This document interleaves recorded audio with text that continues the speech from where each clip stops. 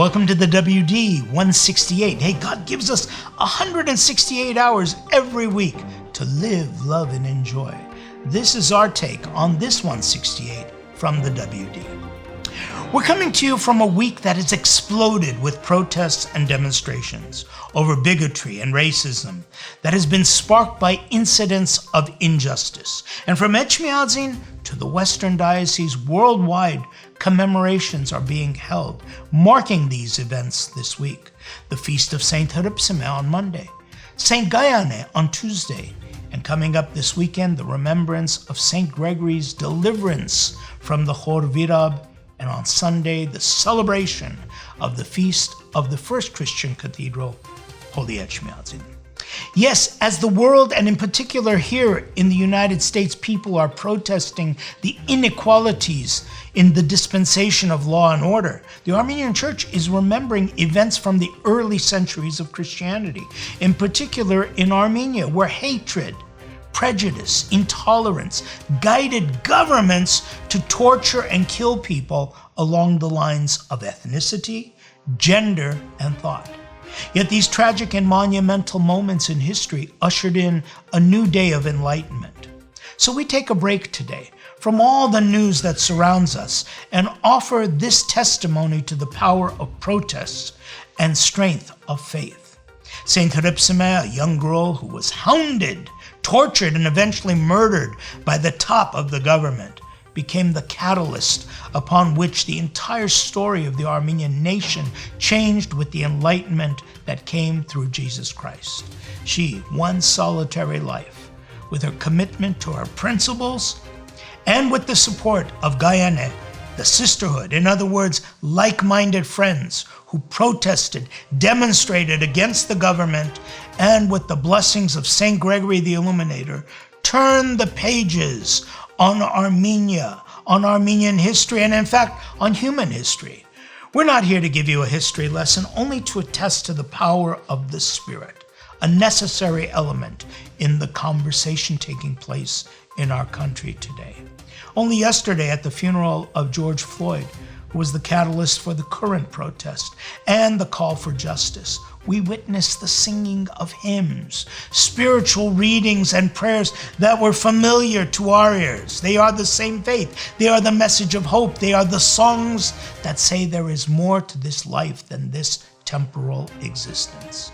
As they sang, God is with us, the hymn Vazken Movsesian reverberated in my ears and in my soul.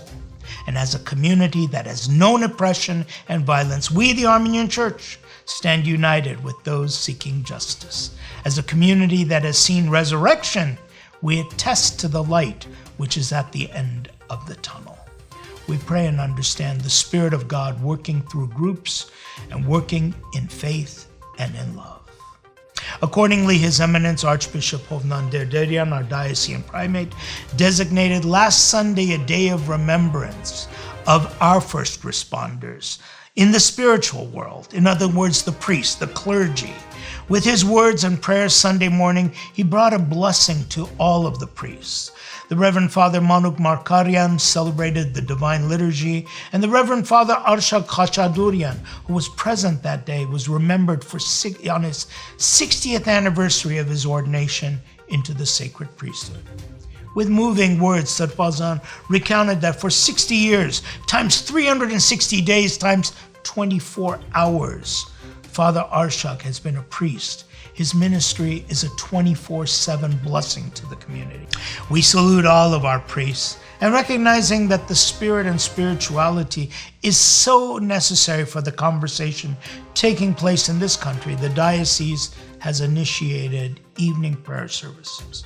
7 days a week, called 7 Invitations to Prayer. Faithful can connect with us on our Facebook page every evening at 7:30 for these unique prayer services written for the times. Monday evening, Father Zaven from St. Sarkis leads prayers for the unemployed. Tuesday, Father Yeremian for the elderly. Wednesday evenings, Father Datev from St. Andrew offers prayers for healthcare professionals and workers. Thursday, those who are grieving, those who have suffered loss, are remembered with prayers from Father Yeria at St. Peter.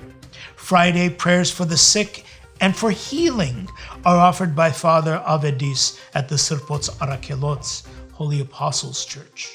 Over the weekend, on Saturday, Father Yerishe from St. James offers prayers for prisoners, and on Sunday, yours truly offers prayers for the lonely, those who suffer from loneliness.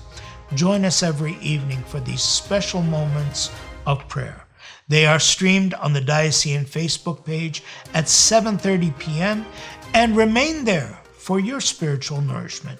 Please take advantage of these and drop us a line with any requests that you have for prayer. This coming Sunday is the Feast of Holy Etchmiadzin, and accordingly, on this occasion, His Eminence Archbishop Hovnan Derdeyan will celebrate the Divine Liturgy and offer the sermon at the St. Leon Sirpots Revontians Armenian Cathedral in Burbank.